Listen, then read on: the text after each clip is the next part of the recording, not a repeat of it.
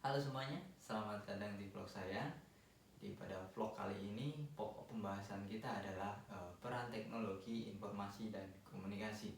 Nah, di mana TIK sendiri atau teknologi informasi dan komunikasi itu sendiri sudah merambah sangat luas dan besar di dunia ini. Nah, menurut Libele, TIK adalah teknologi untuk menangkap, menginterpretasi, menyimpan dan menyampaikan atau mentransmisikan sebuah informasi. Nah, itu menurut Libele.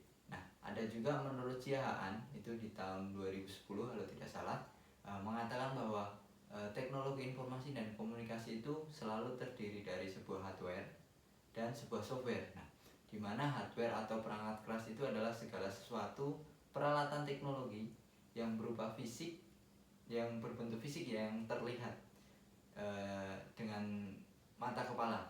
Sedangkan software itu perangkat lunak, adalah sistem yang dapat menjalankan atau berjalan dalam perangkat keras tersebut. Nah, TIK ini berkembang sangat pesat ya. Jadi kita harus selalu siap dalam segala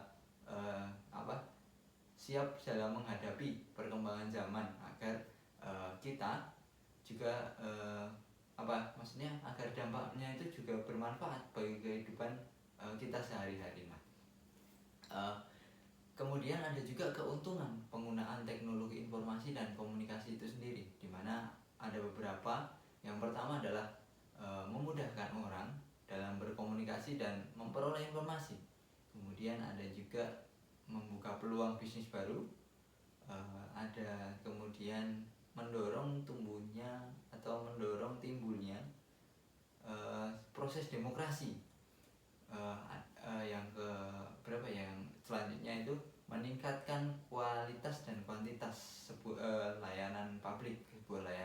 Terus kemudian juga ada meningkatkan layanan informasi kesehatan jarak jauh atau telemedicine.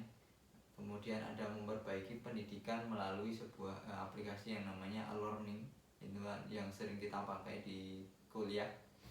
Kemudian ada juga mengembangkan kemampuan dan kesadaran masyarakat tentang teknologi informasi dan komunikasi.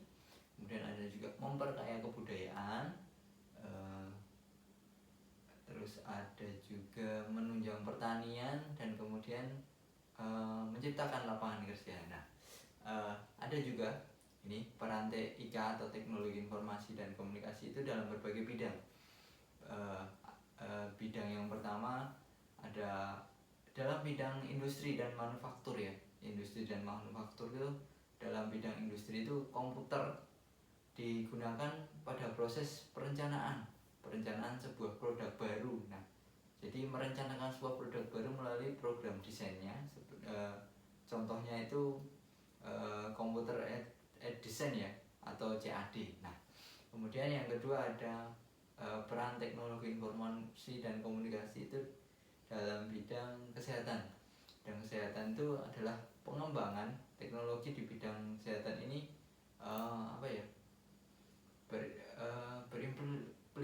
berimplikasi pada perkembangan jenis penyakit dan banyaknya macam jenis obat. Nah, kemudian ada yang ketiga itu peran teknologi informasi dalam bidang militer. Nah, kemajuan pesat teknologi informasi itu secara khusus diimplementasikan dalam konsep yang disebut perang informasi. Adanya perang cyber atau information warfare yang menjadi sebuah landasan penting bagi perkembangan doktrin militer di masa yang akan datang. Nah, dengan demikian teknologi informasi akan sangat berpengaruh terhadap bidang militer dan dapat dilihat dari banyak sisi juga tentunya. Nah, yang keempat ini ada peran TIK dalam bidang pemerintahan. TIK dalam bidang pemerintahan itu dikenal dengan istilah e-government. Tujuannya itu agar pelayanan kepada masyarakat dalam itu lebih efisien ya. Kemudian yang kelima peran TIK atau peran teknologi informasi dalam bidang ekonomi. Peranannya itu ada beberapa ya. Yang pertama itu meningkatkan pelayanan kepada masyarakat. Kemudian menyediakan akurasi dan kecepatan perhitungan. Kemudian yang terakhir itu menyediakan informasi ekonomi dan data-data statistik ekonomi dan keuangan yang up to date. Nah, kemudian yang selanjutnya itu ada peran TIK dalam bidang pariwisata dan kebudayaan. Nah, ini ada juga beberapa. Yang pertama itu ada meningkatkan pariwisata dan kebudayaan di suatu daerah. Jadi pariwisata di suatu daerah itu akan meningkat. Kemudian ada promosi pariwisata ini ke luar negeri atau ke mancanegara. Kemudian ada meningkatkan kesadaran terhadap masyarakat sekitar terhadap pariwisatanya. Ada juga meningkatnya jumlah kunjungan dari wisatawan mancanegara serta wisatawan dalam negeri. Kemudian ada juga meningkatkan diversifikasi produk wisata yang kompetitif. Nah, kemudian peran teknologi informasi dan komunikasi itu dalam bidang politik. Nah, di sini juga agak riskan ya karena banyak yang menggunakan juga sekarang. Peran TIK dalam bidang politik ini terutama dalam bidang pemungutan suara.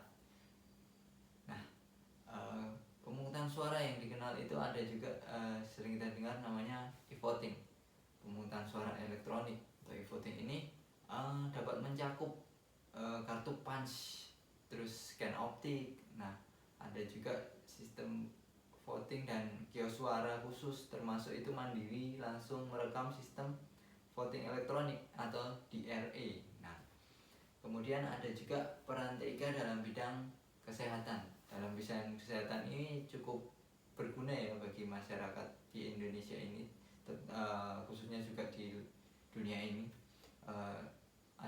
Contohnya ada memudahkan dalam pencarian data-data pasien. Data yang lama udah hilang itu akan bisa ditemukan kembali. Kemudian meningkatkan komunikasi antar dokter di beda rumah sakit maupun terus perawat dan para medis lainnya lah, untuk saling mengkoordinasikan tentang sebuah penyakit atau virus atau sebuah pasien yang sedang ditangani. Kemudian ada menggantikan fungsi manusia dalam hal pekerjaan yang rumit dan sulit. Ini tentunya sangat membantu bagi para dokter. Kemudian yang terakhir ini peran teknologi informasi dalam bidang pendidikan, di mana penerapan dalam bidang pendidikan ini telah memberikan kontribusi yang kontribusi bagi perkembangan teknologi pembelajaran. Nah, dalam pembelajaran sehari-hari ini sering dijumpai kombinasi teknologi audio atau data, terus video atau data, kemudian audio video serta internet. Ini internet sering kita gunakan. Nah, mungkin itu dulu dari saya. Terima kasih atas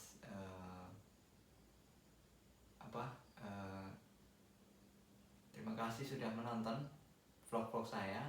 Sampai jumpa di vlog saya yang berikutnya. Sampai jumpa.